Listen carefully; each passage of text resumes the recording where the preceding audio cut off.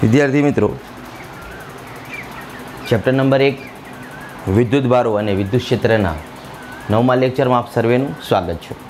મિત્રો, last lecture સુધી આપણે વિદ્યુત ક્ષેત્ર, બિંદુવત વિદ્યુત ભાર વડે ઉદ્ભવતું વિદ્યુત ક્ષેત્રની માહિતી મેળવી, n વિદ્યુત ભારોના બનેલા તંત્ર માટેના વિદ્યુત ક્ષેત્રનું સૂત્ર મેળવ્યું. સાથે સાથે આપણે વિદ્યુત ક્ષેત્રને લગતા કેટલાક સ્વાધ્યાય ઉદાહરણના દાખલાઓની પણ ચર્ચા કરી. આજના લેક્ચરમાં આપણે વિદ્યુત ક્ષેત્ર રેખાઓનો સંપૂર્ણ ખ્યાલ મેળવવાનો છે. વિદ્યુત ક્ષેત્ર રેખાઓ શું છે, કયા વૈજ્ઞાનિકો દ્વારા તેનો ખ્યાલ રજૂ કરવામાં આવ્યો, વિદ્યુત ક્ષેત્ર રેખાઓ સાથે વિદ્યુત ક્ષેત્રનો શું સંબંધ છે, વિદ્યુત ક્ષેત્રની પ્રબળતા, નિર્બળતા વિદ્યુત ક્ષેત્ર રેખાઓ સાથે કેવી રીતના આધાર રાખે છે, આ બધું કોન્સેપ્ટ આપણે આજે મેળવવાનું છે. સાથે સાથે વિદ્યુત ક્ષેત્ર રેખાઓની લાક્ષણિકતાઓ અને અમુક સાદા વિદ્યુતભાર તંત્રોના વિદ્યુત ક્ષેત્ર રેખાઓના આકાર કેવા હોય, કેવી ભૌમિતિક રચના ધરાવતા હોય તેની પણ આપણે ચર્ચા કરીશું. તો મિત્રો, આજનો જે પ્રશ્ન છે તેને બરાબર પહેલાં સમજીએ કે વિદ્યુત ક્ષેત્ર રેખાઓનો ખ્યાલ સમજાવો, ખ્યાલ આપો, અથવા તો વિદ્યુત ક્ષેત્ર રેખાઓ વિશે સમજૂતી આપો અને વિદ્યુત ક્ષેત્રનું એટલે કે બિંદુવત વિદ્યુત ભારના વિદ્યુત ક્ષેત્રનું 1/r² પર અવલંબન સમજાવો. અથવા બીજી રીતે એમ પણ પૂછાય છે કે ક્ષેત્રફળ સાથે વિદ્યુત ક્ષેત્ર રેખાઓ અને વિદ્યુત ક્ષેત્રનું શું સંબંધ છે અને ક્ષેત્રફળ દ્વારા બનતા ઘનકોણ સાથે પણ શું સંબંધ છે તે સમજાવો. જુદી જુદી રેફરન્સમાં જુદી જુદી રીતના આ પ્રશ્નનો સ્ટેટમેન્ટ લખેલો હોય છે. આપણે સિમ્પલ વેમાં આટલું યાદ રાખવાનું છે. આ પ્રશ્નનું મહત્ત્વનું ગોલ કહેવાય, લક્ષ્ય કહેવાય એ આટલું જ છે: વિદ્યુત ક્ષેત્ર રેખાઓની સમજૂતી, વિદ્યુત ક્ષેત્ર સાથે તેનો સંબંધ એટલે કે તેની પ્રબળતા, નિર્બળતા પણ કેવી રીતના વિદ્યુત ક્ષેત્ર રેખાઓ આધાર રાખે છે, વિદ્યુત ક્ષેત્ર પ્રબળ છે કે નિર્બળ છે તે કેવી રીતના નક્કી કરી શકાય, ક્ષેત્રફળ સાથે અથવા તો ક્ષેત્રફળ દ્વારા રચાયેલા ઘનકોણ સાથે કેવી રીતના વિદ્યુત ક્ષેત્ર સંબંધ ધરાવે છે, તેની પ્રબળતા અને નિર્બળતા કોના ઉપર આધાર રાખે છે, આ બધી માહિતી આપણે અહીંયા મેળવવાની છે. તો મિત્રો, સૌપ્રથમ હું વાત કરું છું વિદ્યુત ક્ષેત્ર રેખાઓનો ખ્યાલ માઇકલ ફેરાડે નામના વૈજ્ઞાનિકે આપ્યો હતો અને તેમને આ ક્ષેત્ર રેખાઓને બળ રેખાઓ તરીકે રજૂ કરી હતી અને સમજાવી હતી. તમે ક્યાંક નીચલા ધોરણમાં મિત્રો પ્રયોગો કર્યા હશે. એક ગજ્જુ ચુંબક એક પુઠ્ઠા પર લીધો હશે, તેની આસપાસ નાના નાના બારીક લોખંડના કણો ભૂખાને આપણે ભભરાવ્યું હશે અને સહેજ ટકોરો મારતા એ પુઠ્ઠા પર તેને સહેજ વાઇબ્રેશન આપો તો એ ગજ્જા ચુંબકની આસપાસ તમને કંઈક ગોઠવણ જોઈએ બારીક ભૂખાની. તમને કદાચ આ પ્રયોગ સાહેબે કરાવ્યો હોય. આવી રીતના કોઈ ગજ્જા ચુંબકને પુઠ્ઠા પર મૂકી, માની લો કે આ ગજ્જા ચુંબકને આપણે પુઠ્ઠા પર મૂકી દીધું છે, N ધ્રુવ અને S ધ્રુવ હોય, બરાબર છે, અને આજુબાજુ લોખંડના ભૂખાને ભભરાઈ દીધું છે, બરાબર. આ ભભરાયેલું છે એવું માનો, બરાબર. હવે માની લો કે આ પુઠ્ઠા પર તેને મૂકેલું છે. હવે આ પુઠ્ઠાને આપણે સહેજ ટકોરો મારીએ, વાઇબ્રેશન આપીએ તો આ જે લોખંડનો બારીક ભૂકો હતો એ હવે આવી રીતના ક્યાંક તમને ગોઠવાયેલો જોવાતો હશે અને જેને આપણે તેની બળરેખાઓ, ચુંબકની બળરેખાઓ અથવા તો ક્ષેત્ર રેખાઓ કહી શકીએ. તો મિત્રો, આવી રીતના તમને ક્યાંક શિક્ષકે પ્રયોગો કરાવ્યા હશે અને તેના અંદર આવી રીતના તમને કંઈક લોખંડના બારીક ભૂકાને ગોઠવેલો તમે જોયો હશે. આવું કંઈક તમને આભાસ જોવાયું હશે. તો આ જે બળરેખાઓ ચુંબકની હતી તેને ચુંબકીય ક્ષેત્ર રેખાઓ આપણે કહેતા હતા. તે જ પ્રમાણે આપણે વિદ્યુત ક્ષેત્ર રેખાઓનો અભ્યાસ કરવાનો છે. તો બંને વચ્ચે કંઈક ડિફરન્સ પણ છે. ચુંબક વિશેની માહિતી આગળના ચેપ્ટરોમાં આવશે જ. અહીંયા આપણે ચુંબકીય ક્ષેત્ર રેખાઓ વિશેની માહિતી મેળવવાની નથી, ફક્ત વિદ્યુત ક્ષેત્ર રેખાઓ વિશેની જ માહિતી મેળવવાની છે. આ ફક્ત પ્રયોગ તમને ક્યાંક માધ્યમિક લેવલે કરાવ્યો હોય, તમને યાદ હોય તો આ જે આકાર બની જતું હતું ચુંબકની આસપાસ લોખંડના બારીક ભૂખાની જે ગોઠવણ બનતી હતી તે કોના કારણે બનતી હતી? તો ચુંબકની ચુંબકીય ક્ષેત્ર રેખાઓ, તેની બળ રેખાઓ માટે. તે જ પ્રમાણે વિદ્યુત ભાર પાસે પણ આવો કંઈક ગુણધર્મ હોય છે જેને આપણે વિદ્યુત ક્ષેત્ર રેખાઓ કહીશું. તો મિત્રો, વિદ્યુત ક્ષેત્ર રેખાઓને એકચ્યુઅલીમાં શું કહી શકાય? તો વિદ્યુત ભારિત તંત્ર વડે ઉદ્ભવતા વિદ્યુત ક્ષેત્રનું ચિત્રાત્મક સ્વરૂપ, એક ચિત્ર જ છે ને, એક ચિત્રાત્મક સ્વરૂપ વિદ્યુત ક્ષેત્રનું, તેને આપણે વિદ્યુત ક્ષેત્ર રેખાઓ કહી શકીએ. આપણે સમજીએ વિદ્યુત ક્ષેત્ર રેખાઓ વિશે અને સાથે સાથે વિદ્યુત ક્ષેત્ર વિશે પણ. તો આકૃતિમાં તમે જોઈ શકો છો કે એક ક્યુ, કેપિટલ ક્યુ જેટલો વિદ્યુતભાર, બિંદુવત વિદ્યુતભાર છે અને આ બિંદુવત વિદ્યુતભાર વડે ઉદ્ભવતી વિદ્યુત ક્ષેત્ર રેખાઓને દર્શાવી છે. આકૃતિ આપણે બોર્ડ પર એટલે કે દ્વિપરિમાણમાં દોરી છે, પણ આ વસ્તુ ત્રિપરિમાણમાં હોય છે. તમે સમજી શકો છો વિદ્યુતભાર વચ્ચે હોય તો વિદ્યુત ક્ષેત્ર રેખાઓ દરેક જગ્યાએ. ઓકે, અહીંયા આપણે શક્ય તેટલી આકૃતિમાં સમાવેશ કરી છે વિદ્યુત ક્ષેત્ર રેખાઓનો. તો તમે જોઈ શકો છો કે ક્યુ જેટલા બિંદુ વિદ્યુત ભાર વડે ઉદ્ભવતી વિદ્યુત ક્ષેત્ર રેખાઓની કંઈક ચિત્રાત્મક રજૂઆત છે. આ વિદ્યુત ક્ષેત્ર રેખાઓની ઘનતા એટલે કે તેની ગીચતા, એટલે ક્યાંક વિદ્યુત ક્ષેત્ર રેખાઓ નજીક છે અને કેટલાક અંતર પછી દૂર થાય છે. તો આ જે ઘનતા છે, તેની ગીચતા છે વિદ્યુત ક્ષેત્ર રેખાઓની, તે સીધો સંબંધ કોના સાથે દર્શાવે છે? વિદ્યુત ક્ષેત્રની પ્રબળતા સાથે સંબંધ દર્શાવે છે. તો કેવી રીતના સાહેબ? તમને પ્રશ્ન થાય. તો મિત્રો, જ્યાં વિદ્યુત ક્ષેત્ર રેખાઓ ગીચ હોય છે, નજીક હોય છે, એટલે અહીંયા ત્યાં વિદ્યુત ક્ષેત્ર પ્રબળ હોય છે, અને જ્યાં દૂર થતી જાય, જો અહીંયા દૂર થતી જાય છે, ત્યાં વિદ્યુત ક્ષેત્ર નિર્બળ બનતો જાય છે. એટલે સિમ્પલ તો વાત એ જ છે, જેમ આપણે બિંદુ વિદ્યુતમાંથી દૂર જતા જઈએ તેમ ક્ષેત્ર નિર્બળ બનતો જાય, કેમ કે દૂર જઈએ તેમ વિદ્યુત ક્ષેત્ર રેખાઓ વચ્ચેનું અંતર વધતું જાય છે, બરાબર. અને નજીક ક્યાં હોય? નજીકમાં, વિદ્યુતભારની નજીકમાં, અને અહીંયા દૂર થતી જાય છે. તો જ્યાં નજીક હોય, ગીચ હોય, ત્યાં વિદ્યુત ક્ષેત્ર પ્રબળ, અને જ્યાં દૂર થતી જાય ત્યાં વિદ્યુત ક્ષેત્ર નિર્બળ હોય છે. તો આ પ્રબળતા અને નિર્બળતાને સમજવા માટે આપણે આકૃતિમાં R અને S બિંદુઓ પાસે બે ક્ષેત્રફળ ખંડો, એક સમતલો વિચાર્યા છે, જે આ વિદ્યુત ક્ષેત્ર રેખાઓ એટલે કે વિદ્યુત ક્ષેત્રને લંબ મૂકેલા છે. એટલે કે આમ વિદ્યુત ક્ષેત્ર રેખાઓ જાય એટલે કે આ વિદ્યુત ક્ષેત્રની દિશા હોય એને આમ લંબ સમતલ મૂકેલો, આમ, બરાબર છે. તો R અને S બિંદુ પાસે બંને કંઈક અંતરે છે. જુઓ, R જે છે એ Qથી ખૂબ નજીક છે, S ખૂબ દૂર છે. તો આ બંને બિંદુઓ પાસે બે ક્ષેત્રફળ ખંડો એક સમાન પરિમાણ ધરાવતા છે, વિચાર કર્યો છે, જેમને વિદ્યુત ક્ષેત્ર રેખાઓ એટલે કે વિદ્યુત ક્ષેત્રને લંબ મૂકેલું છે. તો મિત્રો, તમે જોઈ શકો છો કે R બિંદુ પાસેથી પસાર થતી ક્ષેત્રફળ રેખાઓ ગીચ છે, નજીક છે, અથવા તો આપણે એમ કહી શકીએ કે આટલા ક્ષેત્રફળમાંથી પસાર થતી ક્ષેત્ર રેખાઓની સંખ્યા વધુ છે, ખૂબ નજીક છે, જ્યારે S બિંદુ પાસે ખૂબ દૂર છે. એનું મતલબ કે આ બંને ક્ષેત્રફળ ખંડોમાંથી કયા ક્ષેત્રફળ ખંડ પાસે વિદ્યુત ક્ષેત્ર પ્રબળ હશે? તો R પાસે. S બિંદુ પાસે રહેલા ક્ષેત્રફળ ખંડ કરતાં R બિંદુ પાસે રહેલા ક્ષેત્રફળ ખંડ પાસેનો વિદ્યુત ક્ષેત્ર પ્રબળ હશે, અને S બિંદુ પાસે નિર્બળ ક્ષેત્ર હશે. તો અહીંયા પ્રબળ ક્ષેત્ર હોય, અહીંયા નિર્બળ ક્ષેત્ર હોય, તમે સમજી ગયા. કેમ કે R બિંદુ પાસેના ક્ષેત્રફળ ખંડ પાસેની વિદ્યુત ક્ષેત્ર રેખાઓ નજીક છે, એટલે અહીં ક્ષેત્ર પ્રબળ હોવું જોઈએ, અને અહીં દૂર છે, અથવા તો ઓછી સંખ્યામાં વિદ્યુત ક્ષેત્ર રેખાઓ પસાર થાય છે. એનો મતલબ કે ત્યાં નિર્બળ ક્ષેત્ર હોવું જોઈએ. ઓકે, તો આના ઉપરથી આપણે કહી શકીએ કે ક્ષેત્રફળ અથવા ક્ષેત્રફળ ખંડ સાથે પણ વિદ્યુત ક્ષેત્ર રેખાઓ અને ક્ષેત્રની પ્રબળતા કંઈક સંબંધ ધરાવે છે. જે પ્રમાણે તમે અહીંયા જોઈ શકો છો કે R અને S બિંદુ પાસે વિદ્યુત ક્ષેત્ર પ્રબળ અને નિર્બળ છે, એટલે આપણે કહી શકીએ કે R બિંદુ પાસે પ્રબળ, R પાસે કેવો? પ્રબળ વિદ્યુત ક્ષેત્ર છે, પ્રબળ વિદ્યુત ક્ષેત્ર છે, અને S પાસે ના ક્ષેત્રફળ ખંડમાં નિર્બળ વિદ્યુત ક્ષેત્ર છે, નિર્બળ છે. કારણ તમે સમજી ગયા છો કે અહીંયા ક્ષેત્રફળ રેખાઓ ગીચ છે, અહીંયા ક્ષેત્ર રેખાઓ જુદી છે, અહીં નિર્બળ વિદ્યુત ક્ષેત્ર છે. તો મિત્રો, આપણે અહીંયા સુધી એમ કહી શકીએ કે ક્ષેત્રફળ ખંડ એટલે કે ક્ષેત્રફળ પર વિદ્યુત ક્ષેત્ર રેખાઓ કેવી રીતના આધાર રાખે છે, તે જ પ્રમાણે ક્ષેત્રફળ દ્વારા આંતરેલા ઘનકોણ પર, આ ઘનકોણો છે, આ ડેલ્ટા ઓમેગા છે ને, ઘનકોણ છે, એ ઘનકોણ પર પણ વિદ્યુત ક્ષેત્ર રેખાઓ અને વિદ્યુત ક્ષેત્રનો સંબંધ છે. તો કેવી રીતના ઘનકોણ પર આધાર રાખે છે વિદ્યુત ક્ષેત્ર અથવા તો વિદ્યુત ક્ષેત્ર રેખાઓ?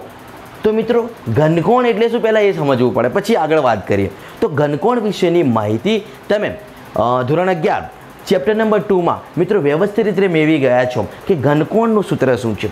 તો ઘનકોણ એટલે તમે જાણો છો, ઘનકોણનું સૂત્ર, ઘનકોણ એટલે જેને સોલિડ એંગલ કહેતા હતા, ત્યાં ડેલ્ટા ઓમેગા અથવા તો ડી ઓમેગા વડે દર્શાવતા હતા, ઇઝ ઇક્વલ ટુ શું કહેતા હતા?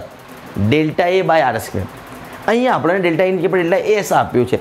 એ પણ ક્ષેત્રફળ જ કહેવાય ને એસને પણ ક્ષેત્રફળ જ કહેવામાં આવે છે, એટલે NCERTમાં તેને એસ વડે દર્શાવવામાં આવે છે, કોઈ ફરક નથી પડતું. તો ડેલ્ટા એસ એટલે કે ડેલ્ટા એ જ કહેવાય તેને, બરાબર. તો delta S by R square, આ સૂત્રથી તમે માહિતગાર હશો. ક્યાં જોયું છે આ સૂત્ર? તમે ધોરણ 11 ચેપ્ટર નંબર 2 એકમ અને માપનમાં સમતલકોણ અને ઘનકોણ મળી ગયા છો, ત્યાં ઘનકોણ વિશેની આ માહિતી મેળવી છે તમે. તો આના ઉપરથી તમે કદાચ આ સૂત્ર લખી શકો કે અહીંયા ડેલ્ટા એસ એટલે ક્ષેત્રફળ ખંડ છે, R સ્ક્વેર જે અંતર છે, સોલિડ એંગલની ત્રિજ્યા કહી શકાય. તો મિત્રો, અહીંથી હું ક્ષેત્રફળ ખંડ વિશે માહિતી મેળવી શકું ચોક્કસ. ડેલ્ટા એસ બરાબર R સ્ક્વેર ડેલ્ટા ઓમેગા, કેમ કે આની આગળ જરૂર પડવાની છે, એટલે તમને આના વિશે ખ્યાલ હોવો જોઈએ. ઓકે, તો સોલિડ એંગલની આ હતી ગાણિતિક રજૂઆત શું છે સોલિડ એંગલ? એટલે ઘનકોણનું સૂત્ર ડેલ્ટા ઓમેગા બરાબર delta S by R square હોય છે. આ ધોરણ 11નું સૂત્ર છે. તેના ઉપર ડેલ્ટા એસ એટલે ક્ષેત્રફળ ખંડને પણ આપણે રજૂઆત કરી શકીએ છીએ. તો મિત્રો ઘનકોણ શું છે? તો અહીં તમે જઈ શકો છો કે આ જે છે ઘનકોણ રચાય છે. ઘનકોણ એક કોન જેવો હોય છે. આઈસ્ક્રીમનો કોન તો ખાધો હશે ને? જો અહીંથી હું આ કોન પકડું છું, લાગે છે કોન જેવું? આ આકાર જે ગોળાકાર ભાગ જોવાય છે, આ બે ઘનકોણો વિચારે છે આપણે P1 અને P2 બિંદુ પાસે. આ કોન જેવું જોવાય છે તમને? આઈસ્ક્રીમનો કોન ખાઈ છે, અંદરથી કેવો ભાગ હોય છે? ઉપરથી જુઓ તો એ ઘનકોણ છે. એ ઘનકોણ છે મિત્રો. આજકાલ તરબૂચની સિઝન છે તો તરબૂચના અંદર પેલી ડગલી પાડેલી હોય છે, ઉપર એ જોયું હશે. તો જો ગોળ ગોળ ડગલી પાડીએ અને એને બહાર કાઢીએ તો પણ એક કોન જેવું આકાર જોવાય. તો જે અંદર ખૂણો રચાય છે તેને સોલિડ એંગલ કહેવાય.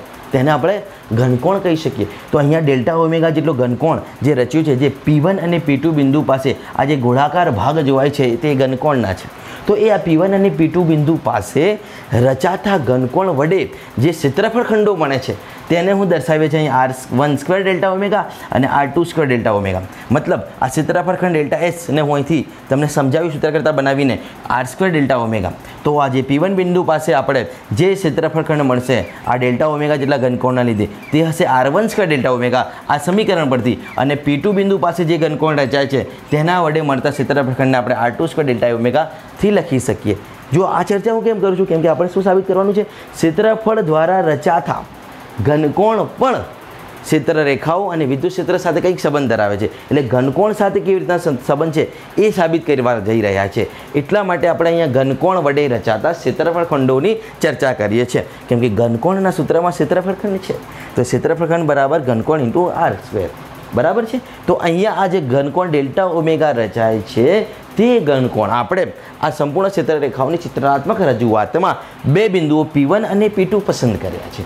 તો આ P1 બિંદુ પાસે રચાતા ઘનકોણના લીધે મળતો ક્ષેત્રફળ ખંડ R1 સ્ક્વેર ડેલ્ટા ઓમેગા કહેવાય અને P2 બિંદુ પાસે R2 સ્ક્વેર ડેલ્ટા ઓમેગા કહેવાય આ સૂત્ર પ્રમાણે. એટલે માહિતી માટે હું ફક્ત લખું તો મિત્રો અહીંયા એ બંને ક્ષેત્રફળ ખંડોની રજૂઆત કરી શકું. જોઈ શકો છો તમે બંને ક્ષેત્રફળ ખંડો કંઈક પોતાનું નિશ્ચિત રૂપ ધરાવે છે. તો હું બંનેને કંઈક નામ આપું તો ડેલ્ટા S1 P1 બિંદુ પાસે હોય. ડેલ્ટા S1 જે ક્યાં છે? P1 બિંદુ પાસે. અને ડેલ્ટા S1 નામ આપી શકું ને? અને હું શું નામ આપી શકું? ડેલ્ટા S1 બરાબર. તો ડેલ્ટા S1 બરાબર R1 સ્ક્વેર ડેલ્ટા ઓમેગા. તે જ પ્રમાણે P2 બિંદુ પાસે, આ કયા બિંદુ પાસે હતું? P1 બિંદુ પાસે આટલું આપણે ક્ષેત્રફળ ખંડ રજૂ કરી શકીએ. તે જ પ્રમાણે P2 બિંદુ પાસે P2 બિંદુ પાસે રચાતા ઘનકોણ માટે કેટલો ક્ષેત્રફળ ખંડ અંતરાય છે? તો તેને નામ આપી શકીએ અહીંયા ડેલ્ટા S2. અને આપણે ક્યાંથી સાબિત કર્યું? ઘનકોણના સૂત્ર પરથી. અહીંયા જોઈ શકો છો. તો આપણે એને કહી શકીએ ડેલ્ટા S2. P2 બિંદુ પાસે ડેલ્ટા S2 બરાબર R2 સ્ક્વેર ડેલ્ટા ઓમેગા. તો આટલા સુધી તમને ખ્યાલ આવી ગયું હશે કે આપણે ઘનકોણની વાત કરી રહ્યા છે અને ઘનકોણ વડે જે ક્ષેત્રફળ ખંડ અંતરાય છે તે R1 square delta omega P1 બિંદુ પાસે છે અને R2 સ્ક્વેર ડેલ્ટા ઓમેગા જેટલો ક્ષેત્રફળ P2 બિંદુ પાસે છે. હવે આ બંને ક્ષેત્રફળ ખંડોની હું કેમ ચર્ચા કરી રહ્યો છું? તો આ બંને ક્ષેત્રફળ ખંડોમાંથી તમે જોઈ શકો છો પસાર થતી ક્ષેત્રફળ રેખાઓ, કપાતી ક્ષેત્રફળ રેખાઓની સંખ્યા, ક્ષેત્ર રેખાઓની સંખ્યા, વિદ્યુત ક્ષેત્ર રેખાઓની સંખ્યા સમાન છે. જો જેટલી ક્ષેત્ર રેખાઓ P1 બિંદુ પાસેના ક્ષેત્રફળ ખંડમાંથી પસાર થાય છે એટલી ને એટલી જ આમાંથી પસાર થાય છે. બધી જ જોઈ શકો છો. તમે જોઈ શકો છો આકૃતિના અંદર કે P1 બિંદુ પાસે જેટલી ક્ષેત્ર રેખાઓ પસાર થઈ છે એટલી ને એટલી P2 બિંદુ પાસેથી પસાર થાય છે. મતલબ એવું થયું કે બંને ક્ષેત્રફળ ખંડોમાંથી પસાર થતી ક્ષેત્ર રેખાઓની સંખ્યાઓ તો સમાન છે. આ જે રેખાઓ દોરેલી છે, જે તીર દોરેલા છે એ જ ક્ષેત્ર રેખાઓ છે બરાબર. મતલબ ક્ષેત્ર રેખાઓની સંખ્યા તો કેવી છે? સમાન. તો ડેલ્ટા S1 અને ડેલ્ટા S2 બંને ક્ષેત્રફળ ખંડોમાંથી પસાર થતી ક્ષેત્ર રેખાઓ એટલે કે જેને આપણે વિદ્યુત ક્ષેત્ર રેખાઓ કહીએ છીએ, જેને ક્ષેત્ર રેખાઓની સંખ્યા n જેટલી સમાન છે. આપણને ખબર નથી કેટલી પસાર થાય. અહીંયા હું 5-6 દોરી છે પણ એ તો ઘણી બધી હોય. તો ક્ષેત્ર રેખાઓની સંખ્યા માની લઈએ n જેટલી સમાન છે. n જેટલી સમાન છે. ક્ષેત્ર રેખાઓની સંખ્યા n જેટલી સમાન છે. 5 હોય, 10 હોય, 15 હોય, 20 હોય, 50 હોય, n હોય, ગમે તેટલી ક્ષેત્રરેખાઓ હોય તો આ બધી જ ક્ષેત્રરેખાઓ જેટલી આ ડેલ્ટા S1 ક્ષેત્રફળ ખંડમાંથી પસાર થઈ છે એટલી ને એટલી જ ડેલ્ટા S2માંથી પણ પસાર થાય છે.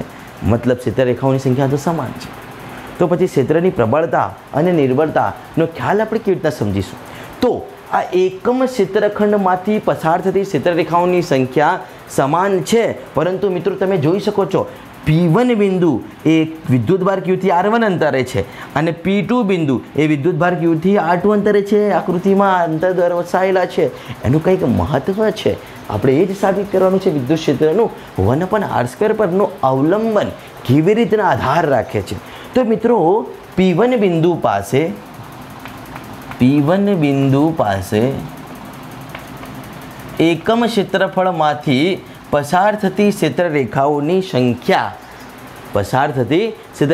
ક્યાંથી? એકમ ક્ષેત્રફળ ખંડ શું છે? ડેલ્ટા S1, જેને આપણે R1² ડેલ્ટા ઓમેગા કહીએ છીએ. જે એકમ હોય એને છેદમાં લખવાનું, એટલે R1² ડેલ્ટા ઓમેગા. આ એકમ ક્ષેત્રમાંથી પસાર થતી શું? ક્ષેત્રરેખાઓની સંખ્યા, એટલે કે સ્મોલ n, જે આપણે ધારી છે. P1 બિંદુ પાસે પણ સમાન છે. તે જ પ્રમાણે P2 બિંદુ પાસે, તે જ પ્રમાણે હવે આપણે વાત કરીએ P2 બિંદુ પાસે પણ આ ક્ષેત્રરેખાઓની સંખ્યા કેવી છે? એ જ સમાન, એકમ ક્ષેત્રફળમાંથી પસાર થતી. તો અહીંયા ક્ષેત્રફળ ખંડ શું છે? R2² delta omega. તો R2² ડેલ્ટા ઓમેગા અને ક્ષેત્રરેખાઓની સંખ્યા શું? સ્મોલ. તો એકમ ક્ષેત્રફળમાંથી પસાર થતી ક્ષેત્રરેખાઓની સંખ્યા સ્મોલ n. P2 બિંદુ પાસે તે જ પ્રમાણે એકમ ક્ષેત્રફળ ખંડમાંથી પસાર થતી ક્ષેત્રરેખાઓની સંખ્યા P1 બિંદુ પાસે કેવી છે? સમાન છે. એટલે P1 બિંદુ પાસે પણ જોઈ શકો છો આ જે સોલિડ એંગલ રચાય છે ઘનકોણ, એમાંથી જેટલી ક્ષેત્રરેખાઓ પસાર થઈ છે, જેટલી ક્ષેત્રરેખાઓ કપાય છે, એટલી ને એટલી જ R2 જેટલા અંતરે રહેલા P2 બિંદુ પાસે રચાતા સોલિડ એંગલના કારણે મળતા ક્ષેત્રફળખંડ ડેલ્ટા S2માંથી પસાર થતી ક્ષેત્રરેખાઓની સંખ્યા સમાન છે, જે તમે આકૃતિમાં જોઈ શકો છો. તો પછી વિદ્યુત ક્ષેત્રની પ્રબળતા કોના ઉપર આધાર રાખે? તો તમે જોઈ શકો છો આ બંને સૂત્રોમાં P1 બિંદુ પાસે અને P2 બિંદુ પાસે આ બંને સૂત્રોના અંદર તમને n સમાન જોવાય છે. ડેલ્ટા ઓમેગા એટલે કે ઘનકોણ સમાન, એટલે કે ઘનકોણનું મૂલ્ય બંને બાજુ સમાન, ક્ષેત્રરેખાઓની સંખ્યા બંને બાજુ સમાન. તો બદલાય છે શું? આના માટે અંતર R1, આના માટે અંતર R2, અંતર જુદા જુદા છે. એનું મતલબ તમે કહી શકો, તમે શું કહી શકો કે અહીં બંનેમાં n એન્ડ સોલિડ એંગલ એટલે કે ડેલ્ટા ઓમેગા ઘનકોણ સમાન છે. અહીં n અને ડેલ્ટા ઓમેગા કેવા છે? સમાન છે. તો વિદ્યુત ક્ષેત્રની પ્રબળતા એ કોના ઉપર આધાર રાખશે? વિદ્યુત ક્ષેત્ર એ વધ્યું શું? અહીં 1/r1², અહીં 1/r2². તો 1/r² પર આધાર રાખશે. 1/r² પર આધારિત છે. ખ્યાલ આવ્યો? તો આને આપણે કહી શકીએ વિદ્યુત ક્ષેત્રનો 1/r² પર અવલંબન કેવી રીતના આધાર રાખે છે? તો અંતર સાથે સીધો સંબંધ છે.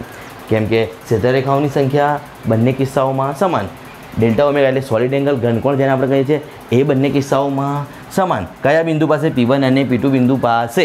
તો P1 બિંદુ પાસે આપણે રજૂ કરી દીધું, P2 બિંદુ પાસે પણ ક્ષેત્રરેખાઓની સંખ્યા રજૂ કરી દીધી. હવે ત્યાં n અને ડેલ્ટા ઓમેગા બંને માટે સમાન છે. તો બદલાય છે શું? તો 1/r1² અહીંયા જુદું છે, 1/r2² જુદું છે. કેમ કે આકૃતિની ભૂમિતિમાં R1 અને R2 તમે જુદા જુદા અંતરો તરીકે જોઈ શકો છો. ઓકે, એટલે આવી રીતના વિદ્યુત ક્ષેત્રની પ્રબળતા એ અંતર સાથે કેવી રીતના અવલંબન ધરાવશે આપણે એ સાબિત કર્યું કે અહીં n અને ડેલ્ટા ઓમેગા તો સમાન છે, તો જુદું શું છે? તો 1/r². તો તે 1/r² પર આધાર રાખે છે, જે આગળના લેક્ચરોમાં પણ આપણે અભ્યાસ કરી ચૂક્યા છે. બરાબર છે? વિદ્યુત ક્ષેત્ર માટે આ સંબંધ તમે ભણ્યા હશો ને? આગળના લેક્ચરમાં આપણે તેની ચર્ચા કરી છે કે E ઇઝ પ્રપોઝનલ ટુ 1/r². આપણે લાસ્ટ લેક્ચર કરતાં આગળના લેક્ચરમાં જોયું છે. અંતર સાથે સંબંધ ધરાવે છે. ઓકે, તો આ પ્રશ્નના અંદર બસ આટલી જ થિયોરિટિકલ પ્રશ્ન છે. સંપૂર્ણ પ્રશ્ન થિયોરિટિકલ છે. આપણે તેના મુદ્દા જ લખવાના છે, પણ એ દરેક મુદ્દા આકૃતિ પરથી લખવાના છે. તો આપણે પહેલાં શું કીધું કે ભાઈ વિદ્યુત ક્ષેત્ર રેખાઓને ખ્યાલ કોને આપ્યો? ફેરેડે નામના વૈજ્ઞાનિકે. એને શું કીધું? તેને બળ રેખાઓ કીધી. પછી તે વિદ્યુત ક્ષેત્ર રેખાઓની ચિત્રાત્મક રજૂઆત એટલે જ વિદ્યુત ક્ષેત્ર. બરાબર છે. આપણે તે કોઈ એક વિદ્યુતભાર બિંદુવત વિદ્યુતભાર ક્યુ તરીકે પસંદ કરી લીધું. તેની વિદ્યુત ક્ષેત્ર રેખાઓ આપણે શક્ય એટલી દોરી છે અને આકૃતિમાં દર્શાવી છે. પહેલાં આપણે વિદ્યુત ક્ષેત્ર રેખાઓની સમજૂતી અથવા તો વિદ્યુત ક્ષેત્રની પ્રબળતાનો ખ્યાલ એક ક્ષેત્રફળ ખંડ પસંદ કરીને વિચાર કર્યો. એટલે કે ક્ષેત્રફળ પર કેવી રીતના આધાર રાખે છે તે સમજ્યું. તો આર બિંદુ પાસે અને એસ બિંદુ પાસે બે સમાન પરિમાણ ધરાવતા ક્ષેત્રફળ ખંડો વિચાર્યા, જે કેવી રીતના મૂકેલા છે, લંબ મૂકેલા છે, ક્ષેત્ર રેખાઓથી લંબ મૂકેલા છે. તો જોયું કે આર બિંદુ પાસે ક્ષેત્ર રેખાઓ ગીચ છે, તો ત્યાં વિદ્યુત ક્ષેત્ર પ્રબળ હશે, અને એસ બિંદુ પાસે દૂર છે, તો ત્યાં વિદ્યુત ક્ષેત્ર નિર્બળ હશે. એટલે આ મુદ્દો ખાસ યાદ રાખજો. વિદ્યુત ક્ષેત્રની પ્રબળતા અને નિર્બળતા એ વિદ્યુત ક્ષેત્ર રેખાઓની ગીચતા ઘનતા પર આધાર રાખે છે. જ્યાં ગીચ ત્યાં વિદ્યુત ક્ષેત્ર પ્રબળ અને જ્યાં દૂર ત્યાં વિદ્યુત ક્ષેત્ર નિર્બળ. ઓકે, તો આમ આપણે કહી શકીએ કે હા ભાઈ, વિદ્યુત ક્ષેત્રની પ્રબળતા ક્ષેત્રફળ પર આધાર રાખે છે. એના બાદ આપણે એમ કહ્યું કે ચલો ક્ષેત્રફળ પર તો આધાર રાખે છે, પણ આ ક્ષેત્રફળ દ્વારા રચાતા ઘનકોણ, કેમ કે ઘનકોણ માટે ક્ષેત્રફળ જવાબદાર છે, તમે જોઈ શકો છો ઘનકોણના સૂત્રમાં. તો ક્ષેત્રફળ દ્વારા રચાતા ઘનકોણ પર પણ આધાર રાખે છે, તે સમજવાનું છે. તો કે હા રાખે છે. તો અહીંયા આપણે કંઈ ડેલ્ટા ઓમેગા જેટલા ઘનકોણનો વિચાર કર્યો અને P1 અને P2 બિંદુ પાસે જે અનુક્રમે R1 અને R2 અંતરે છે ક્યુ વિદ્યુતભારથી, તો આ બે P1 અને P2 બિંદુઓનો વિચાર કર્યો. ત્યાં ઘનકોણ વડે રચાતા ક્ષેત્રફળ ખંડો ડેલ્ટા S1 અને ડેલ્ટા S2 નો વિચાર કર્યો. ઘનકોણના સૂત્ર પરથી તેને કેવી રીતના રજૂઆત કરી શકાય એની ચર્ચા કરી. આ બધા મુદ્દા થિયરિકલ લખવાના હોય છે. અને કહ્યું કે આ ક્ષેત્રફળ ખંડોમાંથી પસાર થતી ક્ષેત્રરેખાઓની સંખ્યા તો n જેટલી સમાન છે, કેમ કે અહીં જોઈ શકો છો અહીંયાથી જેટલી પસાર થાય છે એટલી ને એટલી અહીંથી પસાર થાય છે. તો P1 બિંદુ પાસે એકમ ક્ષેત્રફળમાંથી પસાર થતી ક્ષેત્રરેખાઓની સંખ્યા, તે જ પ્રમાણે P2 બિંદુ પાસે એકમ ક્ષેત્રફળમાંથી પસાર થતી ક્ષેત્રરેખાઓની સંખ્યા તો સમાન છે. તો અહીંયા n અને ડેલ્ટા ઓમેગા તો સમાન થયું ને, કેમ કે ક્ષેત્રરેખાઓની સંખ્યા સમાન, સોલિડ એંગલ બંને માટે સમાન. તો શું બાકી રહ્યું, શું જુદું છે? તો અંતર. જોઈ શકો છો અહીં R1 જેટલું અંતર છે, અહીં R2 જેટલું અંતર છે. તો વિદ્યુત ક્ષેત્રની પ્રબળતા એ 1/r² પર આધારિત છે, મતલબ કે અંતર સાથે કંઈક સંબંધ ધરાવે છે. વિદ્યુત ક્ષેત્રનું આને 1/r² પર અવલંબન કહેવાય. તો મિત્રો આ સંપૂર્ણ પ્રશ્ન એક થિયોરિકલ પ્રશ્ન છે. આ થિયોરિકલ પ્રશ્નના અંદર આપણે વ્યવસ્થિત રીતે આકૃતિને સમજી અને તેના મુદ્દાઓને વ્યવસ્થિત રીતે લખવાના છે. તો મિત્રો તમે આ પ્રશ્ન માટે પણ જે મહત્ત્વના મુદ્દા છે હું બોર્ડ પર લખ્યા છે, સ્ક્રીનશોટ લઈ લો, આકૃતિ દોરી લેજો અને સ્ક્રીનશોટ લઈ લેજો. વિદ્યાર્થી મિત્રો, નેક્સ્ટ ટોપિક છે આપણું વિદ્યુત ક્ષેત્ર રેખાઓની લાક્ષણિકતાઓ. આ પણ પરીક્ષાલક્ષી પૂછાતો પ્રશ્ન છે. વિદ્યુત ક્ષેત્ર રેખાઓની લાક્ષણિકતાઓની ચર્ચા કરો, પરીક્ષાલક્ષી પ્રશ્ન છે. તો તેમાં આપણે પહેલો મુદ્દો લખીશું, શું છે તેની લાક્ષણિકતાઓ. નંબર 1, તો વિદ્યુત ક્ષેત્ર રેખાઓ આપણે જાણીએ છીએ કે ધન વિદ્યુત ભારથી ઉદ્ભવે અને નજીકના ઋણ વિદ્યુત ભારમાં અંત પામે છે. તો ધન વિદ્યુત ભારથી ઉદ્ભવે છે, ધન વિદ્યુત ભારથી ઉદ્ભવી ક્યાં જાય? નજીકના ઋણ વિદ્યુત ભારમાં અંત પામે. નજીકના ઋણ વિદ્યુત ભારમાં અંત પામે. ઋણ વિદ્યુત ભારમાં અંત પામે. તમે જાણો છો કે કેવી રીતના આ થતું હશે, કેમ કે આગળ આપણે ચર્ચા કરી ગયા કે કોઈ એક સ્ત્રોત વિદ્યુતભાર તરીકે આપણે લીધું હતું, કોઈ એક બિંદુવત વિદ્યુતભાર અને તેની ક્ષેત્રરેખાઓને સમજી હતી. બરાબર છે. તો તમે સમજો છો કે વિદ્યુત ક્ષેત્ર ધનથી ઋણ હોય છે, મતલબ કે વિદ્યુત ક્ષેત્ર રેખાઓ પણ ધન વિદ્યુતભારથી ઉદ્ભવતી હશે અને ઋણ વિદ્યુતભારમાં અંત પામતી હશે. તો કેવી રીતના તેની ચિત્રાત્મક રજૂઆતને સમજીએ. તો મિત્રો માની લો કે અહીંયા તમારો કોઈ એક ધન વિદ્યુતભાર છે પ્લસ, બરાબર છે, અને અહીંયા તમારો માઇનસ કોઈ વિદ્યુતભાર છે નજીકનો ઋણ વિદ્યુતભાર. તો અહીંયાથી જે ક્ષેત્રરેખાઓ જનરેટ થશે ધનથી ઋણ તરફ જશે, આમ અહીંથી ઉત્પન્ન થઈ અહીંયા અંત પામી, અહીંથી ઉત્પન્ન થાય અહીંયા અંત પામે. તો આ છે ક્ષેત્રરેખાઓનો એક સિમ્પલ કોન્સેપ્ટ. અહીંથી ઉત્પન્ન થાય ને અહીંયા અંત પામે, અહીંથી ઉત્પન્ન થાય ને અહીંયા અંત પામે. તો વિદ્યુત ક્ષેત્રરેખાઓ તમે જોઈ શકો છો, આમ ઘણી બધી હોય. તો ધન વિદ્યુતભારથી ઉદ્ભવી છે, નજીકના ઋણ વિદ્યુતભારમાં અંત પામે છે. હવે તમને પ્રશ્ન થાય, સાહેબ કોઈ બિંદુવત વિદ્યુતભાર હોય તો, એટલે આ એકલો હોય અને આ બહુ દૂર અનંત અંતરે હોય તો બિંદુવત વિદ્યુતભારના કિસ્સામાં શું થાય? તો વિદ્યુત ક્ષેત્ર રેખાઓ અનંત અંતરેથી ઉદ્ભવે અથવા તો નાશ પામે. આ મુદ્દાનું કન્સેપ્ટ એવું છે કે ધારો કે ધન વિદ્યુતભાર એકલો છે બિંદુવત, તો જે વિદ્યુત ક્ષેત્ર રેખાઓ છે અનંત અંતર સુધી જાય, કેમ કે ઋણ વિદ્યુતભાર નજીકમાં છે જ નહીં. એનું મતલબ કે ઋણ વિદ્યુતભાર ક્યાં છે? અનંત અંતરે, મતલબ કે અનંત અંતરેથી ઉદ્ભવે અથવા નાશ પામે. એટલે કે ધન વિદ્યુતભારની નાશ પામે, ઋણ વિદ્યુતભાર માટેની ઉદ્ભવે, આવું કહી શકાય. ઓકે, તો આ મુદ્દો મહત્વનો છે. પહેલો યાદ રાખવાનું કે વિદ્યુત ક્ષેત્ર રેખાઓ ધન વિદ્યુત ભારથી ઉદ્ભવે નજીકના ઋણ વિદ્યુત ભારમાં અંત પામે છે, જે તમે આકૃતિમાં પણ જોઈ શકો છો. પરંતુ જો બિંદુવત વિદ્યુત ભાર હોય તો બિંદુવત વિદ્યુત ભારના કિસ્સામાં તમે શું કહી શકો કે વિદ્યુત ક્ષેત્ર રેખાઓ અનંત અંતરેથી ઉદ્ભવે કે નાશ પામે છે. બીજો મુદ્દો આપણે ચર્ચા કરીએ. બીજો મુદ્દો શું છે? તો વિદ્યુત ક્ષેત્ર રેખાઓના કોઈ પણ બિંદુ પાસે દોરેલો સ્પર્શક, માની લો કે આ કોઈ વિદ્યુત ક્ષેત્ર રેખા છે, માની લો કે આ કોઈ વિદ્યુત ક્ષેત્ર રેખા છે, જેમ આ છે, ગમે તે વિદ્યુત ક્ષેત્ર રેખાઓની વાત કરું છું. તો આ વિદ્યુત ક્ષેત્ર રેખા પરના કોઈ પણ બિંદુ પાસે દોરેલો સ્પર્શક, અહીંયા હું સ્પર્શક દોરું તો સ્પર્શક તો તમે સમજો છો, અહીંયા પણ દોરી શકાય. તો આ સ્પર્શક શું દર્શાવે છે? તો આ સ્પર્શકો એ વિદ્યુત ક્ષેત્ર સદિશની દિશા દર્શાવે છે. અહીંયા આ દિશામાં હોય, અહીંયા આ દિશામાં હોય. તો વિદ્યુત ક્ષેત્ર રેખા પરના કોઈ પણ બિંદુએ દોરેલો સ્પર્શક એ તે સ્પર્શકની દિશા એ વિદ્યુત ક્ષેત્રની દિશા રજૂ કરતું હોય છે. આ આપણે સમજવાનું છે. આગળનો નેક્સ્ટ મુદ્દો એ છે, શું કહી શકીશું કે બે ક્ષેત્ર રેખાઓ એકબીજાને ક્યારે છેદતી નથી.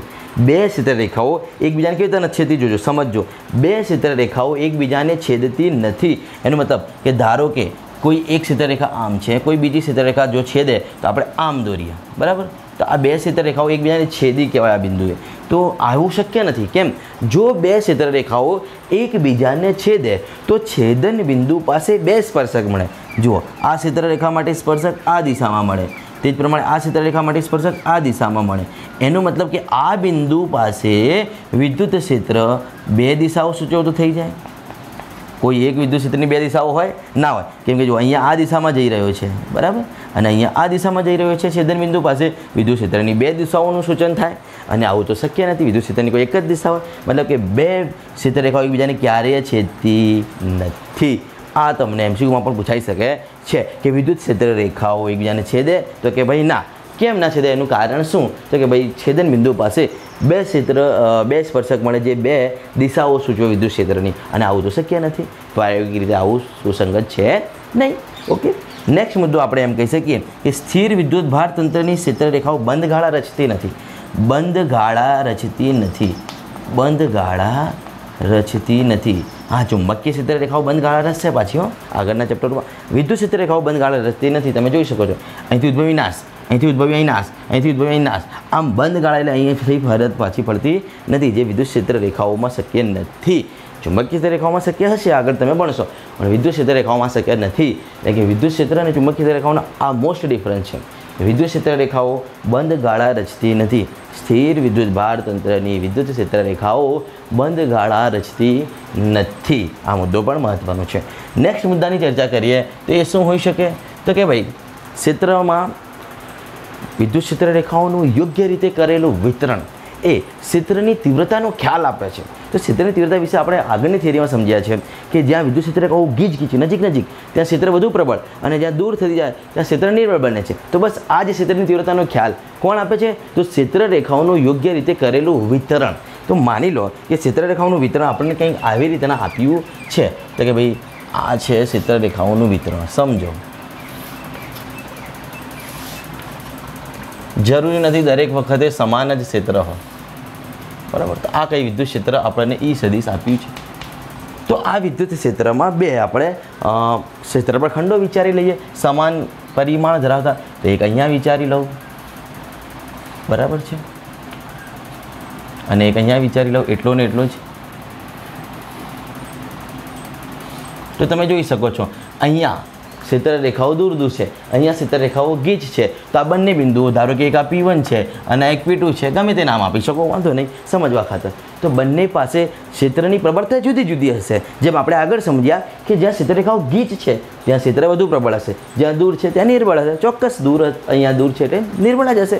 આ વસ્તુ આપણે આગળની થિયરીમાં સમજી ગયા છે. આ મુદ્દો પણ મહત્વનો શું કહે છે કે ક્ષેત્રમાં વિદ્યુત ક્ષેત્ર રેખાઓનું યોગ્ય રીતે કરેલું વિતરણ એ ક્ષેત્રની તીવ્રતાનો ખ્યાલ આપે છે. તો આ વિદ્યુત ક્ષેત્ર રેખાઓનું જે વિતરણ છે તેમાં આપણે બે સમાન પરિમાણ ધરાવતા ક્ષેત્રફળ ખંડોનો વિચાર કરીએ તો P1 બિંદુ પાસે રહેલા ક્ષેત્રફળ ખંડમાં ક્ષેત્ર રેખાઓ દૂર છે એકબીજાથી, પરંતુ P2 પાસે નજીક છે. તો જ્યાં નજીક એટલે ઘનતા વધુ છે, ગીચતા વધુ છે, ત્યાં ક્ષેત્ર પ્રબળ અને અહીંયા કેવું હોય, નિર્બળ હોય. એટલે વિદ્યુત ક્ષેત્ર પ્રબળ અને નિર્બળ ક્યારે હોય તો તે વિદ્યુત ક્ષેત્ર રેખાઓની ગીચતા પર, તેની ઘનતા પર આધાર રાખે છે.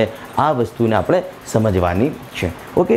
અને અંતમાં આપણે આમ પણ કહી શકીએ કે વિદ્યુત ક્ષેત્ર સમાન હોય, અસમાન હોય, તેના ઉપર પણ વિદ્યુત ક્ષેત્ર રેખાઓ આધાર રાખે છે. એનો મતલબ કે સમાન વિદ્યુત ક્ષેત્ર દર્શાવતી ક્ષેત્ર રેખાઓ કેવી હોય, આ અસમાન છે.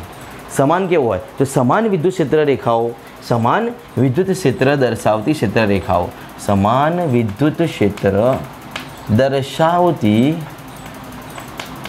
ક્ષેત્ર રેખાઓ એકબીજાથી સમાંતર અને સમાન અંતરે હોય છે. એકબીજાથી સમાંતર અને સમાન અંતરે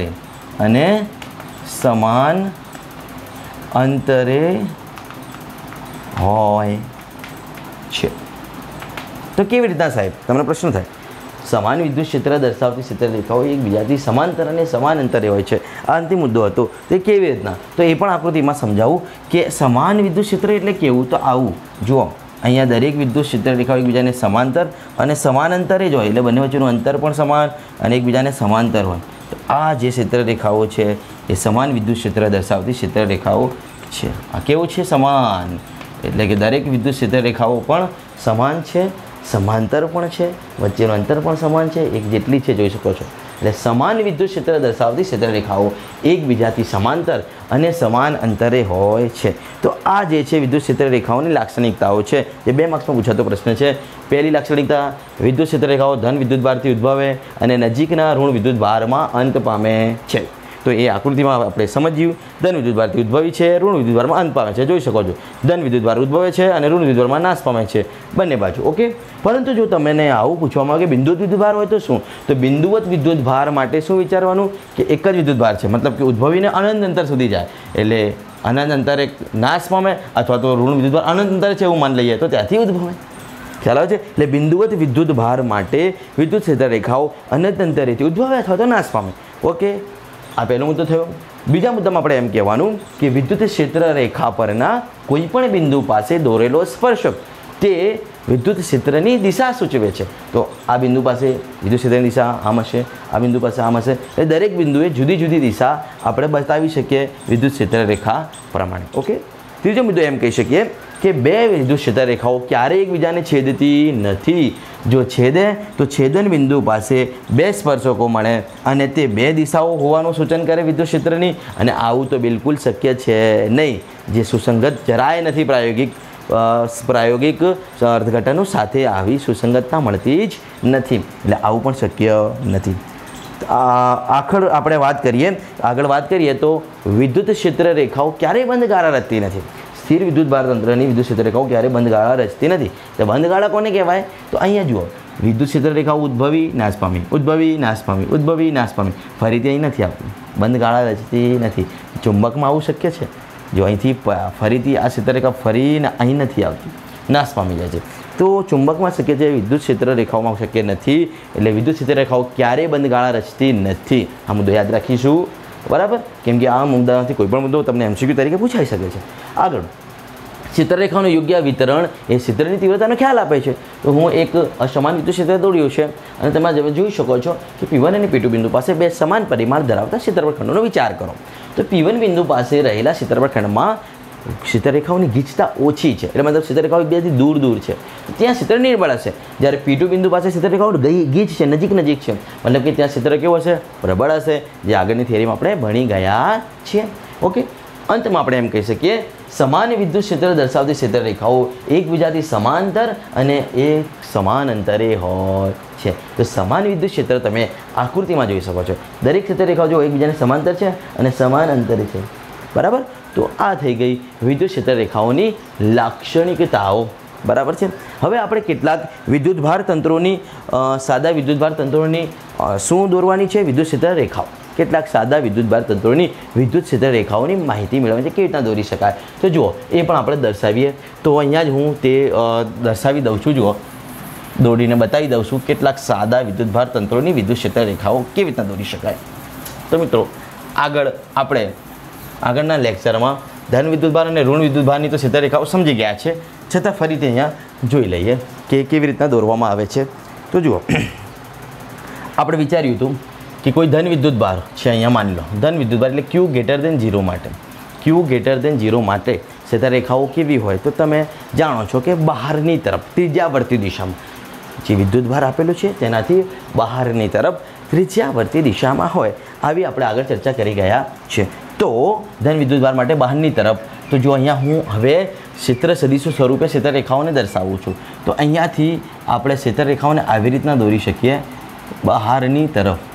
તો જુઓ, વિદ્યુતભારથી દૂર જતા જઈએ છીએ તેમ ક્ષેત્ર સદિશો નાના થતા જાય, એટલે જેમ દૂર જઈએ તેમ પ્રબળતા ઘટતી જાય વિદ્યુત ક્ષેત્રની, બરાબર.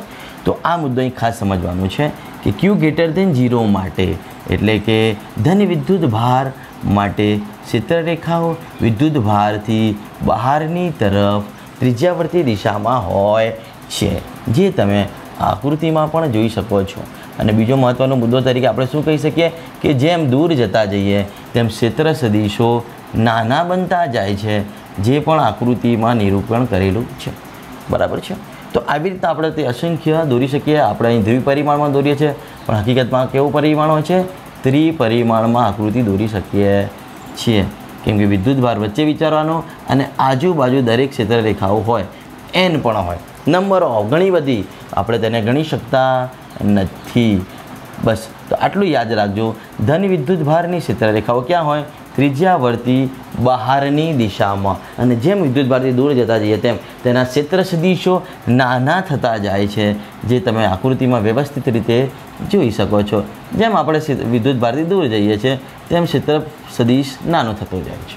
ઓકે, તો આ કયા કિસ્સાની વાત થઈ? Q greater than 0, Q greater than 0 ધન વિદ્યુતભાર માટેની આ વાત છે. તેવી ને તેવી વાત આપણે ઋણ વિદ્યુતભાર માટે પણ કરી શકીએ, અને આગળ કરી પણ ગયા છે. માની લઈએ કે આ કોઈ ઋણ વિદ્યુતભાર છે, આ કોઈ ઋણ વિદ્યુતભાર છે. તો ઋણ વિદ્યુતભારમાં શું હોય? ક્ષેત્ર રેખાઓ વિદ્યુતભાર તરફ આવતી હોય. ક્યાં આવતી હોય? વિદ્યુતભાર તરફ, ત્રિજ્યાવર્તી દિશા. અહીં પણ ત્રિજ્યાવર્તી દિશા, ત્યાં પણ ત્રિજ્યાવર્તી દિશા. પણ ધન વિદ્યુતભાર માટે બહાર તરફ જતી હોય વિદ્યુત ક્ષેત્ર રેખાઓ, અને ઋણ વિદ્યુતભારમાં વિદ્યુતભાર તરફ આવતી હોય, જે અહીં પણ તમે જોઈ શકો છો. જુઓ, ધન વિદ્યુતભાર માટે બહાર જાય અને ઋણ વિદ્યુતભારમાં જો વિદ્યુતભાર તરફ આવે છે, વસ્તુ સમાન જ છે, બરાબર. અહીંયા પણ જેમ વિદ્યુતભારથી દૂર જતા જઈએ ને તેમ ક્ષેત્ર સદિશો નાના થતા જાય, તો તેને પણ આકૃતિમાં આપણે દર્શાવી શકીએ. તો જુઓ, આવી રીતના દૂરથી આવતા હોય નાના સદિશો, પછી ધીમે ધીમે મોટા થતા જાય, મોટા થતા જાય, આમ, બરાબર છે. એ જ પ્રમાણે અહીંયા પણ આપણે દોરી શકીએ. તો મિત્રો આ યાદ રાખજો, ઋણ વિદ્યુતભાર માટે ક્ષેત્ર રેખાઓ કેવી હોય? તો કે ભાઈ ક્ષેત્ર રેખાઓ ઋણ વિદ્યુતભારમાં વિદ્યુતભાર તરફ આવતી હોય, જ્યારે ધન વિદ્યુતભારમાં તે બહાર નીકળતી હોય છે. અને દૂર જતા જઈએ તેમ ક્ષેત્ર સદિશો નાના થતા જાય છે. વિદ્યુતભારથી જેટલા દૂર જઈએ તેમ ક્ષેત્ર સદિશો નાના થતા જાય. જેમ વિદ્યુતભારથી નજીક આવીએ તેમ ક્ષેત્ર સદિશો મોટા થતા જાય. એ પણ ક્ષેત્રની પ્રબળતાનો ખ્યાલ આપતા હોય છે, તે તમે સારી રીતે સમજી શકો છો. તો Q ગ્રેટર ધેન 0 અને Q લેસ ધેન 0 માટે કેવી ક્ષેત્ર રેખાઓ હોય હવે તમે સમજી ગયા છો, બરાબર. જે અહીંયા આકૃતિમાં પણ તમે જોઈ શકો છો, અને ઉપરોક્ત આકૃતિ જે આપણે ચર્ચા કરી રહ્યા છે તેમાં પણ તમે જોઈ શકો છો કે ધન વિદ્યુતભાર માટે ક્ષેત્ર રેખાઓ વિદ્યુતભારથી બહારની તરફ ત્રિજ્યાવર્તી દિશામાં હોય, જ્યારે ઋણ વિદ્યુતભાર માટે તે વિદ્યુતભાર તરફ અને ત્રિજ્યાવર્તી દિશામાં હોય છે. જેમ વિદ્યુતભારથી દૂર જતા જઈએ તેમ ક્ષેત્ર સદિશો નાના થતા જાય છે. બંને કિસ્સામાં તમે જોઈ શકો છો. હવે જો બે ધન વિદ્યુતભારોની ક્ષેત્ર રેખાઓ કેવી રીતના હોય? બે ધન વિદ્યુતભાર હોય તો શું? બે ઋણ વિદ્યુતભાર હોય તો શું? આવા ઘણા બધા કિસ્સાઓ હોઈ શકે. તો આપણે બે ધન વિદ્યુતભારોનો વિચાર કરીએ.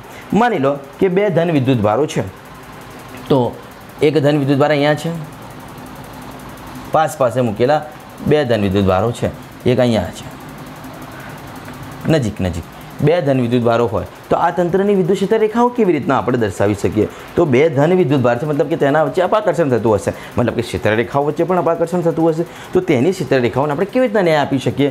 તો જુઓ, તેની ક્ષેત્ર રેખાઓને આપણે સમજીએ છીએ કે ધન વિદ્યુતભાર છે એટલે ક્ષેત્ર રેખાઓ બહારની તરફ હશે ને, આવી રીતના, આની આવી રીતના બહારની તરફ હોય, બરાબર છે. બીજી આપણે આમ દોરી શકીએ. ઘણી બધી ક્ષેત્ર રેખાઓ હોય, આપણાથી જેટલી શક્ય હોય એટલી આપણે દોરવાની. ઘણી બધી ક્ષેત્ર રેખાઓ હોઈ શકે. તો આ ધન વિદ્યુતભાર છે ને, આ કેવો વિદ્યુતભાર છે? ધન, એટલે કે ક્ષેત્ર રેખાઓ બહારની તરફ હોય, ઋણ હોય તો કેવો હોય? અંદરની તરફ હોય. પરંતુ આ સાઈડ બંને વચ્ચે અપાકર્ષણ હશે તો જો ક્ષેત્ર રેખાઓ કેવી રીતના થઈ જશે? આમ અપાકર્ષી જશે. આવી રીતના શું થઈ જશે? અપાકર્ષણ બળ અનુભવી અને એકબીજાથી દૂર જતી જશે આમ. બરાબર છે? તો આ થઈ ગઈ ક્ષેત્ર રેખાઓ ધન વિદ્યુતભાર 2 હોય તો તેના માટેની.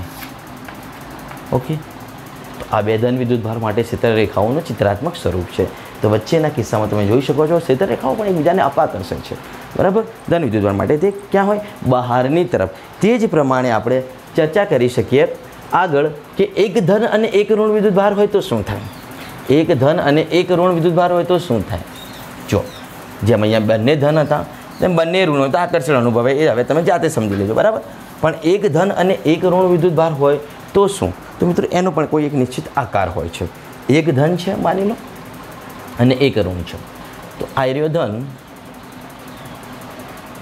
અને અહીંયા હું દોરું છું ઋણ. બંને એકબીજાથી નજીક છે. એક ધન છે અને એક ઋણ છે. તો આ તંત્રને ડાયપોલ કહેવાય. આગળ થિયરી આપણે આગળ ચર્ચા કરવાની છે. આગળનો ટોપિક છે વિદ્યુત ડાયપોલ એટલે શું? તો અહીંયા એક ધન અને એક ઋણ વિદ્યુતભાર તંત્રની ક્ષેત્ર રેખાઓ આપણે દોરવા જઈ રહ્યા છે. તો એક ધન છે અને એક ઋણ છે. તો આની ક્ષેત્ર રેખાઓ કેવી રીતના હશે? તો ધન વિદ્યુતભારની ક્ષેત્ર રેખાઓ કેવી હોય? બહારની તરફ આવી રીતના હોય. પરંતુ ઋણ વિદ્યુતભાર માટે કેવી હોય? અંદરની તરફ. એટલે આને આવી રીતના દોરવી પડે. બરાબર છે? હવે અહીંથી બહાર જાય, અહીંથી અંદર આવે, એટલે આપણે ચોક્કસ આવી રીતના દોરી શકીએ. જેમ આગળ અત્યારે આકૃતિ દોરેલી હતી એ જ પ્રમાણે કેવી રીતના દોરી શકીએ? તો અહીંથી ઉદ્ભવન થતી હશે અને આમ જતી હશે. અહીંથી ઉત્પન્ન થતી હશે, આમ જતી હશે, અહીંથી ઉત્પન્ન થતી હશે અને આમ જતી હશે. ધન વિદ્યુતભારથી બહાર નીકળે, ઋણ વિદ્યુતભારમાં અંદર તરફ હોય. આ ક્ષેત્ર રેખાઓ કહેવાય. કોની? તો કે ભાઈ ડાયપોલની. કોની? ડાયપોલની. આમ આપણે ઘણી બધી ક્ષેત્ર રેખાઓ દર્શાવી શકીએ. નંબર ઓફ ક્ષેત્ર રેખાઓ આપણે દર્શાવી શકીએ. આપણે ધારીએ એટલી ક્ષેત્ર રેખાઓને અહીંયા દર્શાવી શકાય. આ બધી ત્યાં જવાનો પ્રયત્ન કરી રહી છે અને પહોંચશે. બરાબર? તો ધન વિદ્યુતભારમાંથી બહાર નીકળે અને ઋણ વિદ્યુતભારમાં શું કરે? અંદર તરફ જાય ત્રિજ્યાવર્તી દિશામાં. આ બધી જે ધન વિદ્યુતભારમાંથી નીકળેલી છે તે જ અહીંયા આવી રહી છે. તો આ એક ધન અને એક ઋણ વિદ્યુતભાર માટે ક્ષેત્ર રેખાઓ કેવી રીતના ચિત્રાત્મક સ્વરૂપે આપણે રજૂ કરી શકીએ? તો આવા કેટલાક સાદા વિદ્યુતભાર તંત્રોની ક્ષેત્ર રેખાઓનો આપણે ખ્યાલ સમજીએ છે. તો ઓનલી ધન તો ક્ષેત્ર રેખાઓ કેવી રીતના? બહારની તરફ. ઓનલી ઋણ તો ક્ષેત્ર રેખાઓ કેવી રીતના? અંદરની તરફ. જેમ દૂર જતા જઈએ તમે ક્ષેત્ર સુધી કેવા થતા જાય? નાના થતા જાય. 2 ધન વિદ્યુતભાર માટે કેવી રીતના આકૃતિ દોરી શકીએ? એની રજૂઆત તમે જોઈ શકો છો. બંને ધન છે એટલે અપાકર્ષે, તો આવી રીતના આકૃતિ આપશે. બંને ઋણ હોય તો પણ અપાકર્ષે. બરાબર? અપાકર્ષે એટલે તેની આકૃતિ પણ આપણે વ્યવસ્થિત દોરી શકીએ, સમજી શકીએ આકૃતિ પરથી. પરંતુ એક ધન અને એક ઋણ હોય તો તેને વિદ્યુત ડાયપોલ કહેવાય. તેને શું કહેવાય? વિદ્યુત ડાયપોલ. જે આગળનું ટોપિક છે તો તે માટે ક્ષેત્ર રેખાઓ કેવી રીતના દોરી શકીએ? તો આવી રીતના દોરી શકીએ. ધનમાંથી બહાર નીકળવાની, ઋણ તરફ લઈ જવાની, અંત પામવાનું. બરાબર છે? તો આવી અસંખ્ય ક્ષેત્ર રેખાઓ હોય અને એવા સાદા વિદ્યુતભાર તંત્રો માટે આપણે ક્ષેત્ર રેખાઓને અહીંયા દર્શાવી શકીએ છીએ. તો આ ક્ષેત્ર રેખાઓ તમારે સ્ક્રીનશોટ લઈને દોરવી હોય તો મિત્રો દોરી લો. પછી આપણે આગળ સ્વાધ્યાયના 1-2 દાખલા છે તેની ચર્ચા કરીએ. તો મિત્રો સ્વાધ્યાયનો 7મો દાખલો જે છે તે વિદ્યુત ક્ષેત્ર રેખાઓને લગતો છે. થિયરિકલ છે. 7મો અને 8મો દાખલો તેની આપણે ચર્ચા કરી લઈએ. શું કહે છે? હું રકમ વાંચું છું, જોજો. કેસ નંબર 7મા દાખલામાં સ્વાધ્યાયના તમારે રકમ ચોપડીમાંથી જોવાની, 7મા ચોપડી લઈને બેસવાનું છે. સ્થિત વિદ્યુત ક્ષેત્ર રેખાઓ સળંગ વક્ર છે. એટલે કે ક્ષેત્ર રેખાને અચાનક ભંગાળો ન હોઈ શકે. એટલે તેના અંદર આપણે ભંગાળો કરી શકતા નથી, એટલે તોડી શકતા નથી. તો આવું શા માટે? સ્થિત વિદ્યુત ક્ષેત્ર રેખાઓ સળંગ વક્ર છે એટલે કે ક્ષેત્ર રેખાને અચાનક ભંગાળો ન હોઈ શકે. તે આવું શા માટે આપણે કહી શકીએ? તો આ સમજાવવાનું છે. અને બીજું, 2 ક્ષેત્ર રેખાઓ કોઈ બિંદુએ એકબીજાને શા માટે છેદતી નથી તે સમજો. બીજું તો આપણે અત્યારે સમજી ગયા કે 2 ક્ષેત્ર રેખાઓ એકબીજાને છેદતી નથી. લાક્ષણિકતાઓમાં જોઈ ગયા છે. કેમ કે છેદન બિંદુ પાસે 2 સ્પર્શકો મળે જે 2 દિશા સૂચવે વિદ્યુત ક્ષેત્રને આવું શક્ય નથી. એટલે એની ચર્ચા કરવાની કોઈ જરૂર નથી. પહેલા મુદ્દાની ચર્ચા કરીએ. પહેલા કેસની કે સ્થિત વિદ્યુત ક્ષેત્ર રેખાઓ એક સળંગ વક્ર છે અને તેમાં ભંગાળો ન હોઈ શકે. શા માટે? તો એ માટે આપણે એ પણ આગળ ચર્ચા કરી ગયા છે, પણ ફરીથી તેની આકૃતિ દોરવાનો પ્રયત્ન કરીએ. તો જુઓ, આ ધારો કે કોઈ એક ધન વિદ્યુતભાર છે. ધારો કે આ કોઈ એક ધન વિદ્યુતભાર છે, અહીંયા કોઈ એક ઋણ વિદ્યુતભાર છે અને આપણે જાણીએ છીએ કે વિદ્યુત ક્ષેત્ર રેખાઓ ધન વિદ્યુતભારથી ઉદ્ભવે, ઋણ વિદ્યુતભારમાં અંત પામે. તો આવી રીતના એક સતત વક્ર તરીકે આપણે તેને દર્શાવી શકીએ છીએ. આવી ઘણી બધી આપણે વિદ્યુત ક્ષેત્ર રેખાઓ દોરી શકીએ છીએ. બરાબર? ધન વિદ્યુતભારથી ઉદ્ભવે, ઋણ વિદ્યુતભારમાં અંત પામે છે. અને આ સતત જ વક્રો હોય અને તે અસતત ન હોઈ શકે, એટલે એમાં ભંગાણો પણ ના કરી શકાય, અસતત પણ ના હોય. એનું કારણ એ છે કે આપણે આમના વચ્ચે એટલે કે તેમના ક્ષેત્રમાં કોઈ એક બિંદુએ પરીક્ષણ વિદ્યુતભાર હું અહીં મૂકું ગમે ત્યાં મૂકું તો આપણે સમજીએ છીએ કે તેના પર બળ લાગે, અને તે જ વિદ્યુત ક્ષેત્રની દિશા સૂચવે. બળની દિશા એ જ વિદ્યુત ક્ષેત્રની દિશા. મતલબ કે ધારો કે અહીંયા કોઈ પરીક્ષણ વિદ્યુતભાર વિચારું છું તો અહીંયા દોરેલા સ્પર્શકની દિશા વિદ્યુત ક્ષેત્રની દિશા હોય, અહીંયા હોય તો અહીંયા હોય તો જે સ્પર્શક આવે એટલે કે તેના બળની દિશા એ જ વિદ્યુત ક્ષેત્રની દિશા. તો આ સતત વક્ર હોય તો દરેક જગ્યાએ સરખી રીતે બળ લાગે, પરંતુ જો અસતત વક્રો હોય તો દરેક જગ્યાએ બળ સરખું લાગે ના, કોઈ બાજુ લાગે કોઈ બાજુ ન લાગે, આવું પણ શક્ય બને. મતલબ કે વિદ્યુત ક્ષેત્ર રેખાઓ સતત વક્રો હોય તો જ સાચું, અસતત માટે સાચું નહીં. જે પ્રાયોગિક અવલોકન સાથે સુસંગતતા આપણે બેસતી નથી. એટલે આપણે કહી શકીએ અહીંયા કે વિદ્યુત ક્ષેત્ર રેખાઓ સતત વક્રો છે. અસતત વક્રો હોય ને એનું મુખ્ય કારણ પરીક્ષણ વિદ્યુત ભાર પર દરેક જગ્યાએ સરખું બળ લાગી શકે નહીં જો અસતત વક્ર હોય તો. અને એ બળની દિશા એ બળ જ વિદ્યુત ક્ષેત્રનું આપણને પ્રબળતા નિર્બળતાનું ખ્યાલ આપે છે. ઓકે, તો આ પહેલા કિસ્સાને આપણે ન્યાય આપ્યું છે.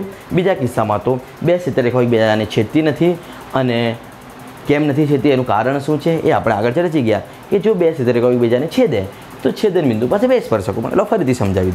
ફરીથી સમજાવી દઉં કે ધારો કે બે ક્ષેત્રરેખાઓ છે, એક આમ છે અને એક આમ છે, આ એકબીજાને છેદી ગઈ. આ છેદન બિંદુ પાસે બે સ્પર્શકો મળે, અને એ શું સૂચવે? આનું સ્પર્શક આમ જાય, આનું સ્પર્શક આમ જાય. તો આ બે જુદી જુદી દિશાઓ સૂચવે વિદ્યુત ક્ષેત્ર સદિશની. અને કોઈ એક વિદ્યુત ક્ષેત્ર માટે આ સમાન વિદ્યુત ક્ષેત્ર માટે બે દિશાઓ ના હોય, કોઈ એક વિદ્યુત ક્ષેત્રની બે દિશાઓ હોતી નથી. એટલે કે બે ક્ષેત્રરેખાઓ ક્યારેય એકબીજાને છેદતી નથી. છેદે તો છેદન બિંદુ પાસે બે સ્પર્શકો મળે, પહેલા માટે આમ બીજા માટે આમ, અને તે બે દિશાઓ હોવાનું સૂચન કરે ને ક્ષેત્રની. અને ક્ષેત્રની બે દિશાઓ હોય, સદિશની એક જ દિશા હોય, બે દિશા હોય નહીં. ઓકે, તો આ બીજા કેસની રજૂઆત હતી.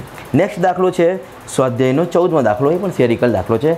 એની રકમ સમજાવું છું, ચોપડીમાંથી રકમ તમે પણ સમજો કે તમને એક આકૃતિ આપી છે અને તેમાં એક સમાન વિદ્યુત ક્ષેત્ર આપ્યું છે. તેમાં 3 વિદ્યુત ભારોના ગતિપથ દર્શાવ્યા છે. 3 વિદ્યુત ભારોના ચિહ્નો કયા છે, એટલે કયા છે આપણે એ કહેવાનું છે. અને કયા કણ માટે વિદ્યુત ભાર અને દળનો ગુણોત્તર એટલે કે E/m રેશિયો મહત્તમ હશે. તો તમને સ્વાધ્યાયના 14મા દાખલામાં એક આકૃતિ આપી છે અને તે કંઈક આવી છે. સ્વાધ્યાયનો 14મો દાખલો શું કહે છે કે એક ધન વિદ્યુત ભારિત પ્લેટ અને એક ઋણ વિદ્યુત ભારિત પ્લેટ આપી છે, અને એક સમાન વિદ્યુત ક્ષેત્ર છે તેમાં એવું આપણને કહે છે. તો હું આકૃતિને ન્યાય આપું. આ ઉપર ધન વિદ્યુત ભારિત પ્લેટ છે, નીચે આપણે દર્શાવી શકીએ ઋણ વિદ્યુત. આના વચ્ચે સમાન વિદ્યુત ક્ષેત્ર છે એવું કહે છે, અને 3 કણોના ગતિપથ દર્શાવ્યા છે. તેની વચ્ચે 3 કણોના ગતિપથ દર્શાવ્યા છે. આ 3 કણો આ વિદ્યુત ક્ષેત્રમાં એક સમાન વેગથી ગતિ કરે છે, આપણે એવું માની લઈએ. તો પહેલો જે કણ છે એ જુઓ કઈ બાજુ જાય છે, તો આવી રીતના પહેલો કણ જાય છે, બીજો કણ પણ આવી રીતના જ જાય છે. તો આ તેમના ગતિપથ છે. માની લો કે પહેલો કણ છે, આ બીજો કણ છે, અને ત્રીજો જે કણ છે એ સમજવાનું છે. એ ત્રીજો કણ આકૃતિમાં તમને દોરીને જ બતાવ્યો છે. ત્રીજો કણ એ આમ જાય છે, તો આ ત્રીજા નંબરનો કણ છે, આ ત્રીજા નંબરનો કણ છે. તો તમે ચોખ્ખું કહી શકો કે જે બે કણો ધન વિદ્યુત ભાર દર્શાવતી પ્લેટ તરફ આકર્ષાય છે તે ઋણ હશે, કારણ કે ધન અને ઋણ વચ્ચે આકર્ષણ થાય. તો આ બંને પહેલું અને બીજું આકર્ષણ અનુભવે છે ધન વિદ્યુત ભાર તરફ, એટલે કે આ ઋણ વિદ્યુત ભાર હશે, તેના ચિહ્નો ઋણ હશે. આપણને ચિહ્નો પૂછે છે. જ્યારે આ જે ત્રીજા નંબરનો કણ છે તે ઋણ વિદ્યુત ભાર પ્લેટ તરફ આકર્ષાય છે, ઋણ વિદ્યુત ભારિત પ્લેટ તરફ આકર્ષાય છે, એનો મતલબ કે તે ધન હશે. તે કેવું હશે? ધન. એટલે કે ત્રીજો વિદ્યુત ભાર ધન, પહેલો અને બીજો ઋણ. પહેલા કિસ્સાનું જવાબ મળી ગયું. હવે બીજા કિસ્સાનું શું કહે છે? કોના માટે, કયા વિદ્યુત ભાર માટે E/m રેશિયો એટલે કે E/m ગુણોત્તર મહત્તમ હશે. E/m ગુણોત્તર એટલે શું? તો આ વિદ્યુત ભાર છે અને m એટલે કે દળ છે, તેનો ગુણોત્તર કોના માટે મહત્તમ હશે આપણે એ સાબિત કરવાનું છે. તો કોના માટે મહત્તમ હોય તો સમજી શકો છો, વિદ્યુત ભાર તો ધન અને ઋણ બંને માટે વિદ્યુત ભારનું મૂલ્ય કેવું છે? સમાન, પરંતુ દળ બંનેના જુદા જુદા છે. તો જુઓ આપણે સમજી શકીએ, પદાર્થ ધન વિદ્યુત ભારિત ક્યારે થાય? તો જ્યારે પદાર્થ ઇલેક્ટ્રોન ગુમાવે એટલે કે દળમાં ઘટાડો કરે. અને ઋણ વિદ્યુત ભારિત ક્યારે થાય? જ્યારે પદાર્થ ઇલેક્ટ્રોન મેળવે એટલે કે દળમાં વધારો કરે. દળમાં ઘટાડો કેમાં થયો? ધન વિદ્યુત ભારમાં. એટલે ઘટાડો થયો છેદમાં એટલે જવાબ વધશે, એટલે રેશિયો વધશે. મતલબ કે કોના માટે ગુણોત્તર મહત્તમ હોય? ધન વિદ્યુત ભાર માટે. એટલે કે ત્રીજો કણ જે છે ધન વિદ્યુત ભારી છે તેના માટે E બાય M રેશિયો વધુ હશે, કેમ કે તેમાં દળમાં શું થાય? ઘટાડો અને છેદ ઘટે એટલે રેશિયો વધે. એટલે E બાય M મહત્તમ ક્યારે થાય? ધન વિદ્યુત ભાર માટે. એક આ સિમ્પલ કારણ. અને બીજો રીઝન પણ આપણે આપી શકીએ કે જે કણ ત્રણેય કણમાંથી જે કણ વધુ ડિફ્લેક્ટ થાય, વધુ ડિફ્લેક્ટ થવું એટલે કે વળાંક પામવું. કયો કણ વધુ વળાંક પામે છે? ત્રીજા નંબરનો. જો એકદમ વળાંક પામે છે, આ ઓછું વળાંક પામે છે. તો સમાન ક્ષેત્રમાં સમાન વેગથી ગતિ કરતા ત્રણેય કણોમાંથી જે કણ વધુ ડિફ્લેક્ટ થાય, જેનું વધુ વળાંક જોવાય છે, તેનો E બાય M રેશિયો વધુ હોય. આ બીજો કારણ છે. એટલે બંનેમાંથી તમને જે ગમે તે તમે જવાબમાં લખી શકો. ડિફ્લેક્શન વધુ ત્રીજા નંબરના કણમાં છે, એનો મતલબ કે તેનો E બાય M રેશિયો વધુ હશે. અથવા બીજી રીતના હું કહ્યું એમ, જેનો દળ ઘટે. કોનું દળ ઘટે? ધન વિદ્યુત ભાર ધરાવતા પદાર્થનું. ધન વિદ્યુત ભારિત પદાર્થ ઇલેક્ટ્રોન ગુમાવ્યા એટલે એટલું દળ ઓછું થયું. દળ ઓછું થયું મતલબ કે E બાય M રેશિયો વધુ થાય. આપણને મહત્તમમાં પૂછ્યું છે એટલે આપણે કહી શકીએ કે ધન વિદ્યુત ભારનું અહીંયા E બાય M રેશિયો મહત્તમ હશે. ઓકે, તો આજના લેક્ચરમાં આપણે વિદ્યુત ક્ષેત્ર રેખાઓ, તેની લાક્ષણિકતાઓ વિશેની સમજૂતી મેળવી અને 1-2 થિયોરિટિકલ દાખલા હતા તે પણ સમજ્યું છે. હવે આગળ મિત્રો નેક્સ્ટ ટોપિક સાથે મળીશું. ઓકે, તો આટલા સુધી તમે નોટબુકમાં સારી રીતે લખી લેજો. બરાબર.